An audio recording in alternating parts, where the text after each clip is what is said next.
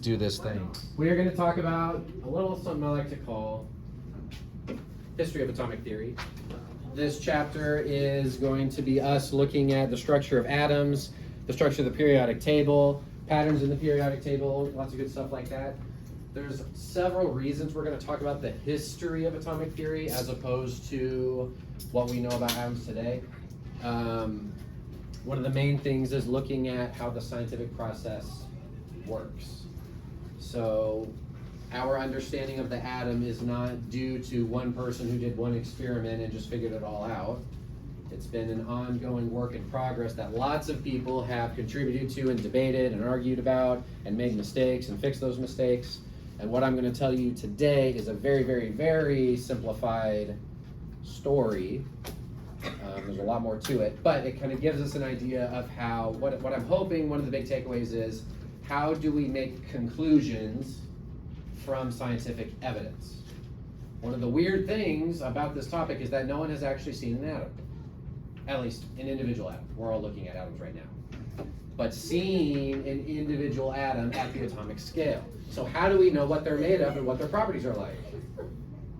Well, we have lots of experiments that we believe give evidence for what we believe about atoms, and so I want to talk about how that logic kind of works. So that's hopefully one of the big things we're going to be talking about, okay? So before we talk about experiments with atoms, let's start with the idea of atoms. Anyone know how long the idea that atoms exist has been around? Was it around like Greece, maybe? What do you think? Yeah, I think it was also Greece. Wasn't it 386 BC? That is very specific. Like around that time, by some guy whose name started with a D. That's crazy. Democritus. Yes, his name does start with a D. wow, okay. He was not a scientist. He was not a scientist. He was a philosopher. You know, maybe he had some other side gigs, but he's known as a philosopher. I can't remember what his like nickname was. It's like the happy philosopher or the jovial philosopher or something. So all the paintings of him are like Yeah, he could have been around for a couple I would not doubt it. You act like that. Are your lights changing color or my eyes just like? they're slowly changing color. Okay. You're not going crazy. Oh, you're not. You're distracted. Okay. So we know that matter can be broken down into smaller pieces, right? If you take a piece of paper, you can rip a piece of paper in half. I could rip that half in half. I could rip that fourth in half. I could rip that eighth in half. Yes? Eventually, we can get down to where a material is so tiny that maybe my fingers are too stubby to break it any further. But theoretically, if we had the right equipment, could you break down matter into infinitely smaller pieces an infinite number of times? Yes. Or would you eventually get down to a point where you get at some particle that is uncuttable or indivisible? I feel like infinite, theoretically, I feel like I mean, take a while. Using basic tools, could you prove either of those hypotheses? No. No. That's the situation here. So we have a thought experiment of how small can you make matter? And he wrote about this idea. And he hypothesized that atoms might exist. He hypothesized that you would eventually, if we could do this experiment, we could get down to a particle that is indivisible, but there was really no way to prove it. Isn't that what atom translates to, like uncuttable or something? Boom. Why don't we know this? Maybe could you What do you think this is, Xavier? School where you're supposed to know stuff? Gosh. Good job. No, that's exactly it. You told us. Honestly, all of us should know this because we cover this in physical science, and you don't I forget learned- I anything don't from know physical science. science. Wait, was it this guy that was the guy who was like, oh, we take a shell and like break it into million times? Like, Could be that. because I feel like there was a time really into breaking apart shells. Right. Oh yeah, there was like shell theory or something. All right. Very easily distracted today, just like me. And I was in the front row. This is where we get, Sat there hopelessly with tears stained guys, this is where we get the word atom from, is this Greek word atomos. That's probably not how you pronounce it, but there you go. So it means uncuttable. Again, this is a hypothesis. There's no evidence at this point to demonstrate this. It just seemed reasonable at the time. Another interesting thing is that if you were a Greek at the time, you probably believed that the universe was infinite in size and infinite in age, aka it has no beginning and it has no end to how expansive it is. And so if the universe is full of matter and materials, it would make sense that the atoms are uncreated, right? Because they're in the universe. The universe has potentially existed forever according to this culture. And they never go away, and there's an infinite number of them because the universe is probably infinite in size. The scientific community may or may not believe that the universe is infinite in size today. We can talk about that later. But at that time, that was kind of the idea. Are there other people that believed atoms exist, or are there other people that came up with this idea before him? Maybe. But the way history works is, if you get the credit, you have to write it down. So he has stuff that he wrote down talking about this, and so he gets the credit. That's how it works. Okay. So that's Democritus. I want you to know that he is credited with hypothesizing the existence of atoms and kind of giving us that word. Okay. In order to talk about experiments with the nature of atoms, we have to skip forward a few thousand years. Let's go to France. Talk about this dude. You know, can someone read my mind? Who's the French dude I'm going to talk about? Give us the first letter. Xavier, who is What it? is it? Do you have a guess? First name is Antoine. Antoine. Oh, what's his name? Last name starts with an L. Not Liet. what I was thinking. Isn't it like super long or something? Or is that the German dude? Lavoisier. Lavoisier. Lavoisier. Antoine Lavoisier, very, very famous French chemist. He did not prove that atoms exist, but he did figure out a pattern, also known as a law. A scientific law is a pattern that has no exceptions.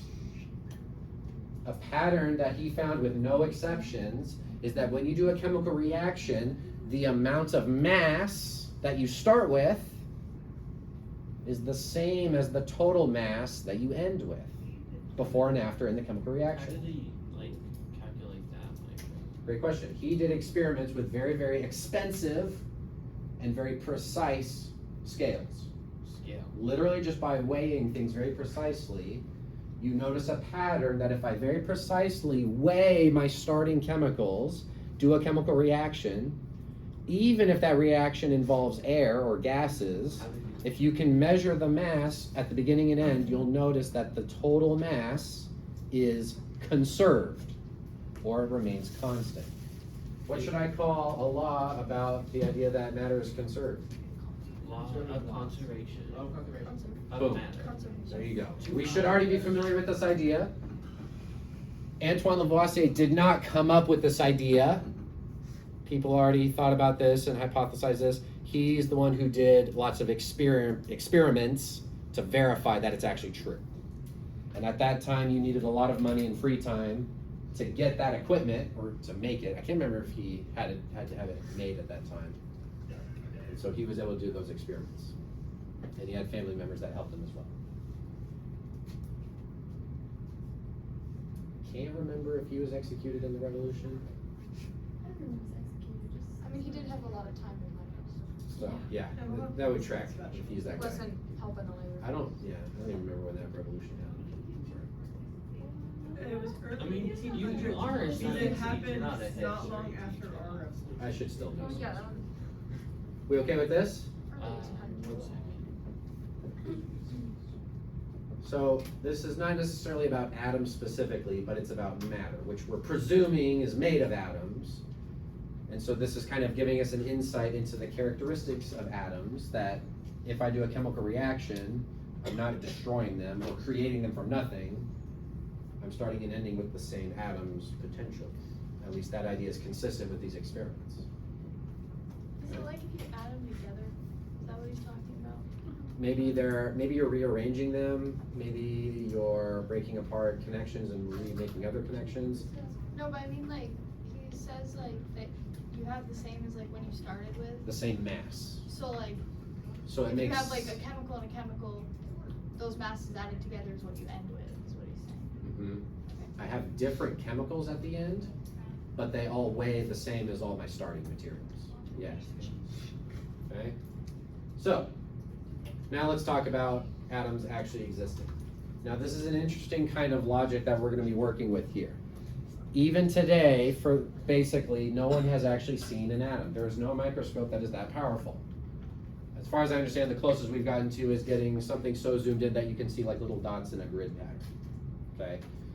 But we're going to get into way more detail about that. And so this is kind of an interesting logic where we make a hypothesis and we assume it's correct. And then as long as all of the evidence is consistent with that, I assume that my hypothesis is correct. So as long as there's no contradictions, I'm just going to assume I'm right. And then if I have evidence that contradicts my hypothesis, then I change my hypothesis. So it's kind of backwards. I assume I'm right until proven wrong. And that's still kind of the logic that we're going with today. So if I assume atoms exist, here's some experiments that are consistent with that idea. Okay, this guy is Joseph Proust. I think he's English. French, never mind, dang it. Another French guy. How do you say Proust in a French accent?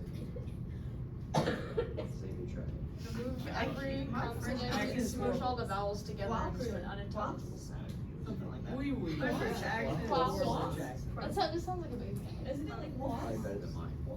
What? So here's an That interesting. sounds right. Make the most ambiguous vowel you can and then take away half the consonant. Got it. Go ask me. Here's an interesting experiment, okay? So for lack of a more technical term, we're just gonna call this copper carbonate. This is not the actual name of that, but we'll just call it copper carbonate, okay?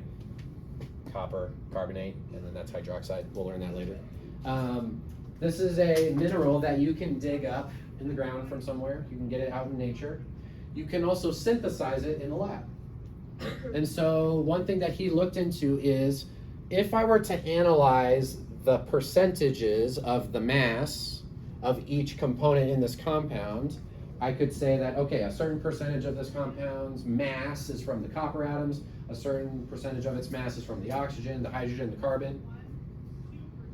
If I were to make this chemical in the lab, would the ratios of the elements be the same or different as the copper carbonate I got from out in nature? Should be the same. It's the same chemical, but they come from completely different places. I got one from outside and one I made in the lab. He was able to analyze this and found that if it's the same chemical, it has the same ratios of the elements regardless of where it came from. So maybe a way to visualize this is if like I made a pie chart. So let's say I have like a sample of copper carbonate and I analyze, well, what percentage of its mass is from the copper atoms? What percentage is the oxygen? Maybe there's some hydrogen and carbon. Is that 4 elements? Yeah, 4 elements. So I could think of it as like, this is my total mass. And then I could look at like the percentages of the mass being each element.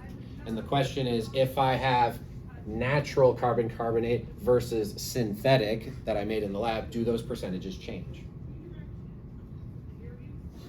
Turns out, they don't change. If it's the same chemical, it's the same ratio in its composition. Which is not necessarily obvious, because if I made a chemical from other chemicals, maybe they combine in different ratios. Or maybe you could have the same chemical and maybe the ratios of the elements are just random. As long as I have the right elements, you get that chemical. I don't know.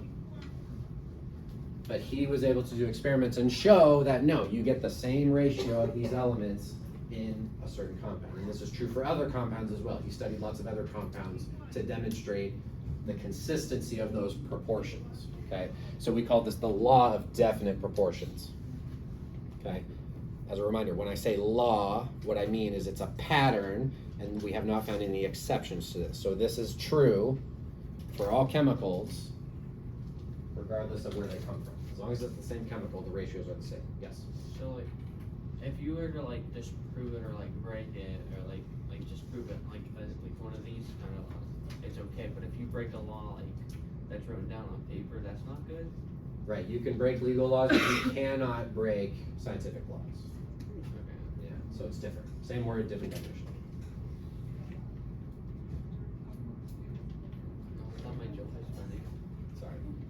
Try again next time. If you're that tired. You okay with this? Próximo? That was Spanish.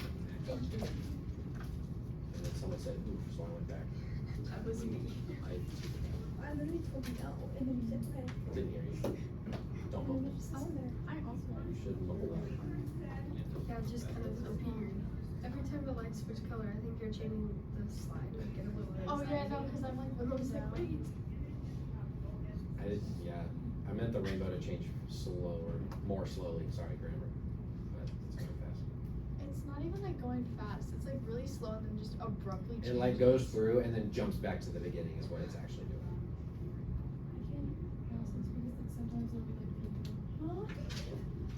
You know, when Turn it them off jumps, if it's distracting. when it jumps like in my like I'm looking down, I think that it changed the slide, so I'll like look back up and like, oh. It's just like that little rush of anxiety. Like, Can I go on? Keeps you on your toes. Yes. I'm good now. Okay. Here's some more evidence that atoms exist. Okay, John Dalton is a English chemist. Okay. He discovered another interesting observation. Let me kind of illustrate. So we have to know like the dates and everything. No. I just want you to know the name and Name of the They day. did. any experiments and conclusions they brought to the conversation.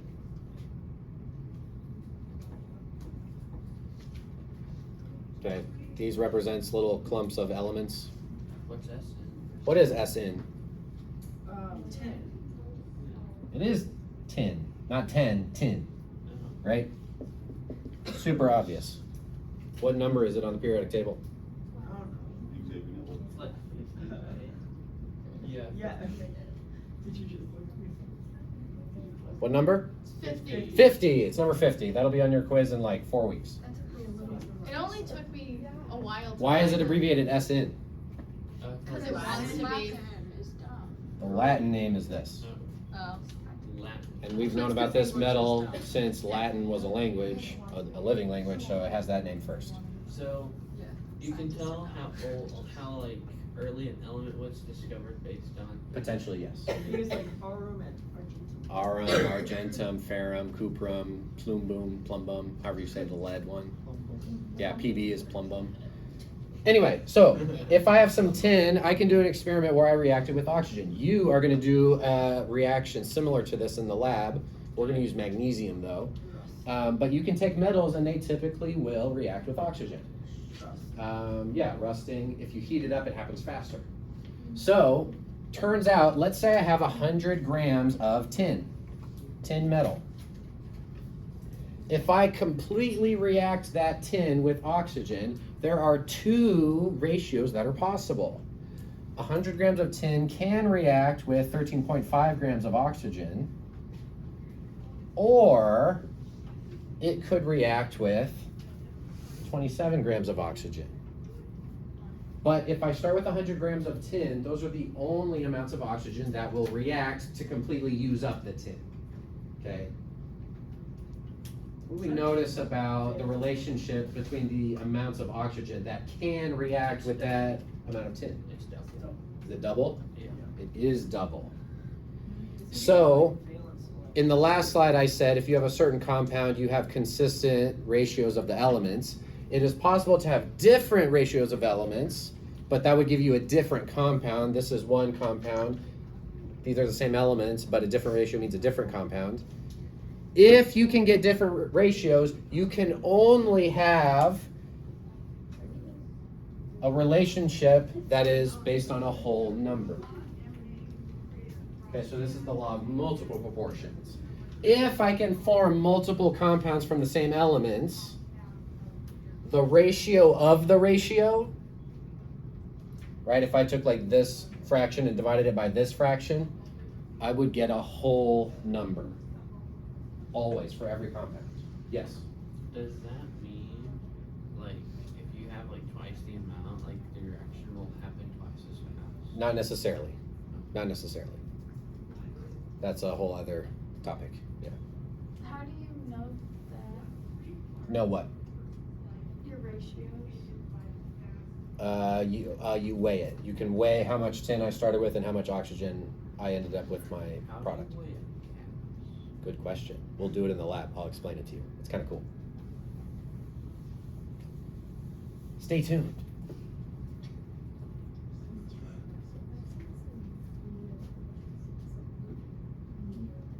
So if I can do different proportions, the proportion of the proportions or the ratio of the ratios is always a whole number. How is this consistent with the idea of atoms? You can't have half an atom. So I could maybe imagine my first ratio as being maybe this compound.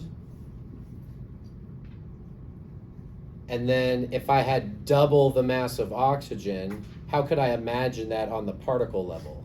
2 oxygen. I might have another atom. Yeah?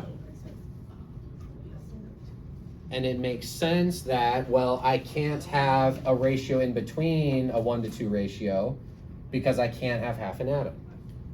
So this observation of how the masses are working out on a macroscopic level is consistent. It doesn't necessarily prove that atoms exist, but it's consistent with that idea. It doesn't contradict it, and it works with it. If I assume that atoms exist, this makes sense. Do we see the logic? Yeah. And that's the best we can do. If you can't see the atoms, that's the best you can do, is you can look for the effects and see if they play out the way you predicted. Cool? No. Not cool. Okay, still ready. So when we talk about evidence for atoms existing, the law of definite proportions and the law of multiple proportions are going to be kind of the groundwork for the earliest evidence that is consistent with that idea. Good? Let's do it. Okay. John Dalton. Okay? What do you think those circles are? Yeah, they're atoms. I have no reason at this point to believe that atoms are made of anything smaller. I have no reason to believe that they can break apart into smaller pieces. I have no reason to believe that they are cuttable. They probably are uncuttable as far as I know at this time. And so it makes sense to draw them as just little spheres. And so this model, we are going to call the solid sphere model. Okay, so with John Dalton, I want you to think or have associated the solid sphere model. Okay, and so to summarize up to this point, we have reason to believe that all elements are made of atoms. And we have reason to believe that all of the atoms of a particular element are the same. All hydrogen atoms are the same mass and size. All oxygen atoms are the same mass and size. We have no reason to believe that there's variation of atoms that are the same element. Atoms of the same elements are identical in size and mass. If it's a different element, then yes, it could have a different size and mass. But up to this point, we're seeing a lot of consistency for a particular element.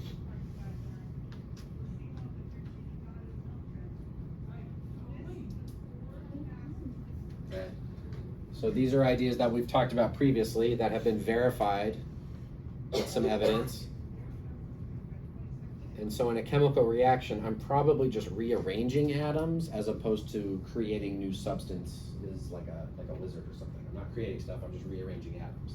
That's probably what's going on in a chemical reaction.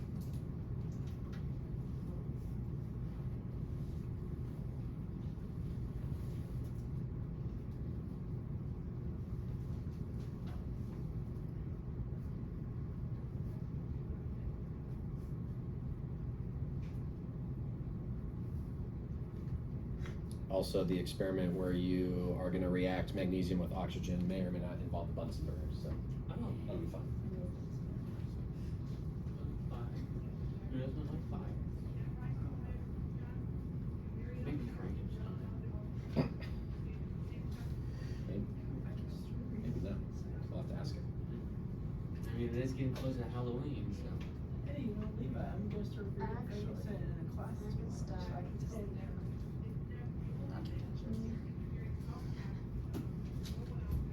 I still need to read that book.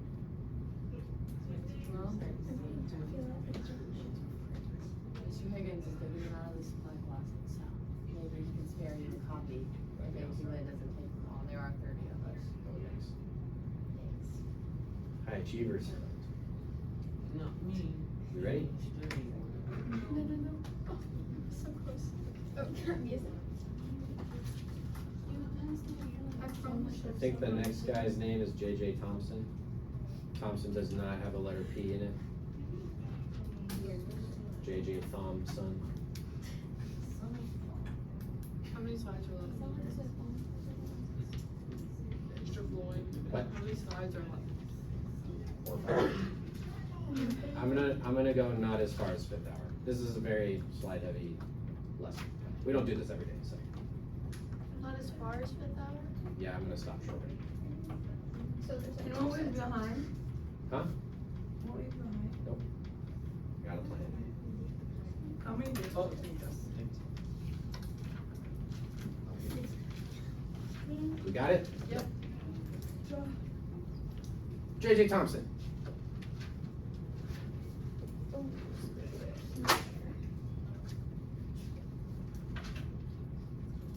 JJ Thompson was doing science in a time when radiation had been recently discovered. Electromagnetic radiation, nuclear radiation, all of that fun stuff that may or may not give you cancer and kill you, but they didn't know that yet. I still want to be. And there's another type of ray called a cathode ray. It's called a cathode because it's related to electricity. And there's a device called a cathode ray tube where I have a glass container where I take all the air out, so it's a vacuum chamber. And if I can run electricity through some metal plates, I can get a beam of particles that go from one end to the other. And if I get the right conditions, I can make them glow green or stuff like that. I didn't put a picture on here, which I should have. But you get this beam called a cathode ray. Turns out you can make televisions with them. That happened later. Yes? Was this around the time that like that one like girl like from radioactivity? The one girl. Yeah. Marie Curie? Yeah. Yeah, that was different. But yes, she did die from radiation as far as we know. Gracie, do you have a question? Somebody who assisted was she infected with radium? And I struggled to have a conversation with that. If we look at these cathode rays, turns out they have an electric charge. It's kind of interesting. They're made of these particles with an electric charge, and they have a certain mass. And they come from all of the metals that I use in my cathode ray tube. I can use iron, I could use platinum, I could use other metals, and I get the same particles with the same charge and the same mass coming out of the atoms in this metal. So maybe thinking of atoms as solid spheres is not entirely accurate because there's some other particle in there with a negative charge, an electric charge specifically. What should I call a particle that has an electric charge? Electron. What's PT? PT is platinum. Electrons. Oh. He did not give them that name, but they were later named electrons, just so we have an easy way to refer to them. They're called electrons because they're electrical. Makes sense. Okay. The other thing that we need to think about, if all atoms have negative particles in them, negatively charged particles, and that's all they were made of, all matter should be negatively charged, right? If they were just made of electrons. Obviously, matter is not entirely negatively charged. It would all be repelling and flying away. And we can measure electric charge and tell whether something's positive or negative. So let's do some logic here. All atoms have electrons that are negatively charged, but all atoms are neutral, or at least they can be neutral. So what do I need in order for both of those to be true? What's a proton? A positive version of an electron. Do you have any evidence that there's other particles in the atom? Yeah. Well, yeah, you have. Well, You're gonna tell us. Okay, if an electron, if they were all electrons, then that mean like they would be repelled. But then since they're not, you have to have some form of like opposite force. There has to be some sort of opposite charge. I don't have any evidence that it's a particle though, but based on what my evidence is, there's probably something positive in the atom, okay? Please don't write all that, I just told it to you, okay? Just draw the picture, that's all you need. So we have a new updated model of the atom, and it looks a little something like this, Whoa. where I definitely have evidence for electrons, and logically there's something positive in there. I don't have any evidence as to what it is that's positive, I just know there's something positive in there. So maybe we'll just assume that the rest of the atom is just positive stuff. A positive space. Positive space, just like this classroom. Yeah. Get it? Sorry. Anyway, bad joke. That was cute. Positive. What should I call this atom that looks like pudding with plums in it? I feel like it maybe. Plum pudding model, perhaps? The most British name ever? That's the actual plum pudding fun fact? Oh my god.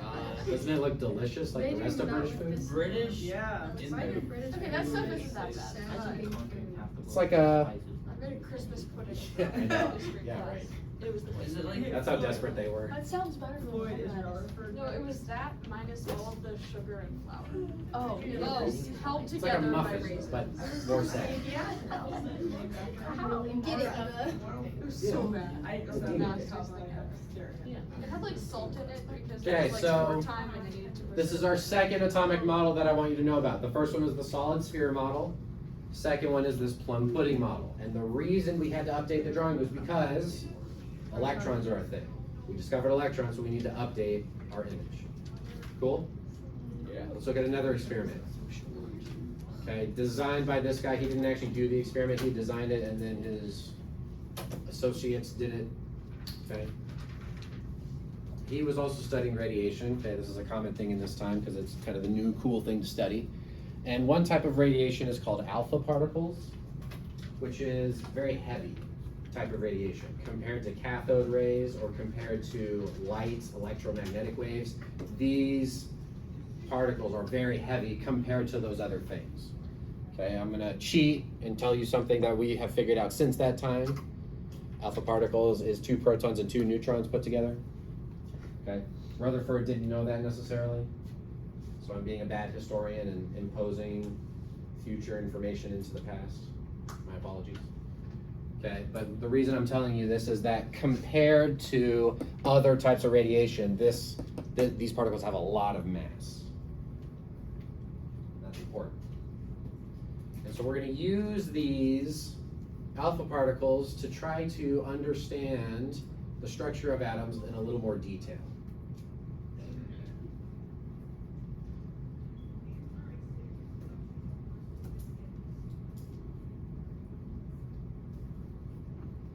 So, we're going to set up an experiment where I'm going to project a beam of alpha particles and I want to make this beam go through a thin layer of atoms.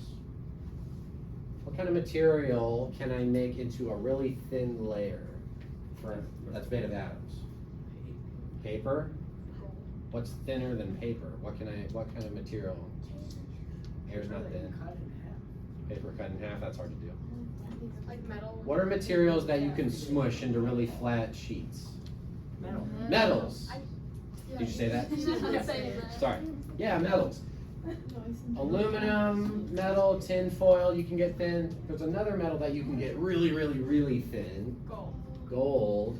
And it's so thin, we call it gold leaf. And so for our thin layer of atoms, we're going to use gold. And so this is the gold foil experiment. We did talk about this. Yes, we're not using gold to be bougie. Oh wait.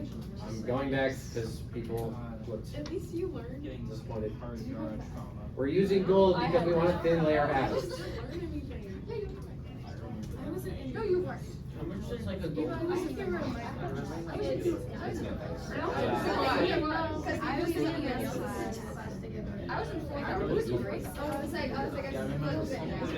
Hearing about gold leaf? It would affect your body if you ate it. It would go straight to it. Really? Yeah, you wait, if you were just now, Gold is. I wasn't. Okay, we good? Okay, so here's our gold foil experiment, okay? Imagine, what's our model of the atom so far? Plum pudding. Okay, plum pudding. I have very, very lightweight electrons. and then just kind of a positive space that contains the electrons. And I'm gonna impact these atoms with really, really heavy, chunky alpha particles. The mass difference here is I'm gonna shoot a cannon at toilet paper. Oh.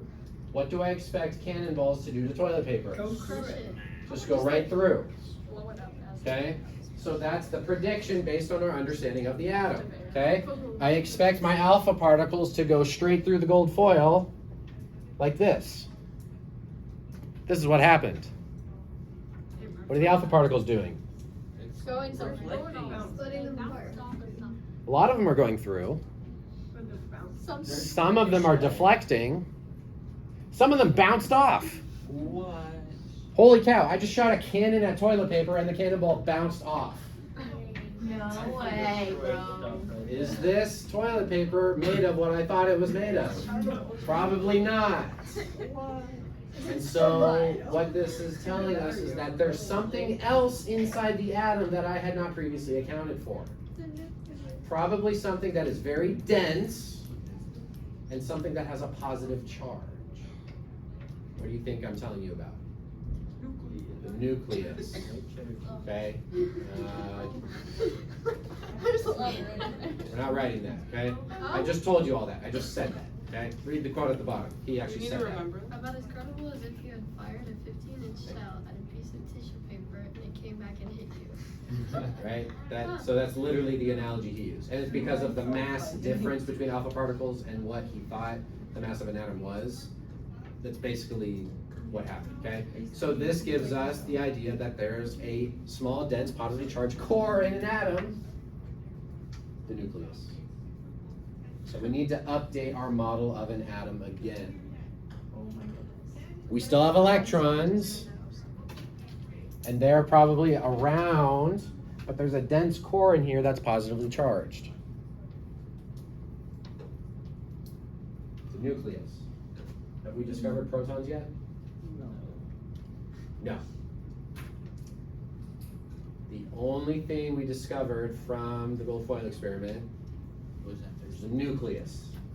Okay, and I say only like it's not important. It's like, oh, this is like crazy. It's changing how we understand atoms. And we also have reason to believe that the majority of an atom is actually empty space. Because if I go back to the previous slide, most of the alpha particles did go through. Most of them just went right through.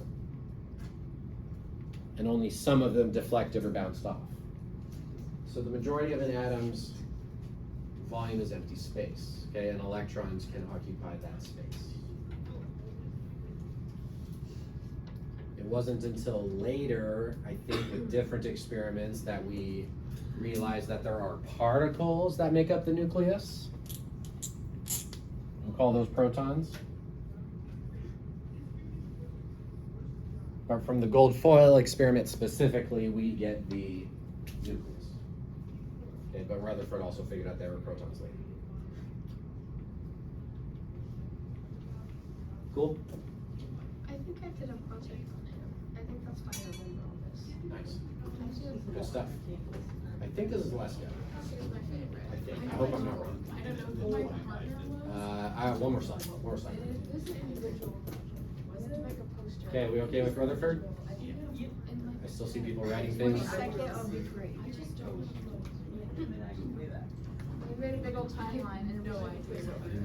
So I cleaned up, I had the learning standards for this chapter already written, I just didn't have them formatted nicely, I formatted them nicely, so they should be a classroom. One of the things I will want you to be able to do is not just tell me, Ernest Rutherford did the gold foil experiment, yay, okay, that's not hard. What I want you to be able to do is say, how does this experiment justify the belief that there's a nucleus? So I want you to be able to explain to me the logic of how this experiment is consistent with the conclusions that we came to, so that I can tell that you are starting to think like a scientist. Like, how does the data connect to the conclusion I'm making? Yes? Will we get extra credit if we showed a picture or? Nope, that's another thing I just expect you to do. Oh. Last slide. I'm gonna kind of glaze over this. James Chadwick did an experiment that I don't remember what it was. He found another particle that does not have an electric charge. What's that called? That's all you need to know. James Chadwick, neutrons. No picture or anything? Just a him, that's all. You don't need to write all those words unless you're just that kind of person. Not me, not this. Maybe. This is not something I will ask you to explain, I just want you to know James Chadwick, Neutron. There you go. Are we gonna do like the lab, right? So I can put my pencil away? No,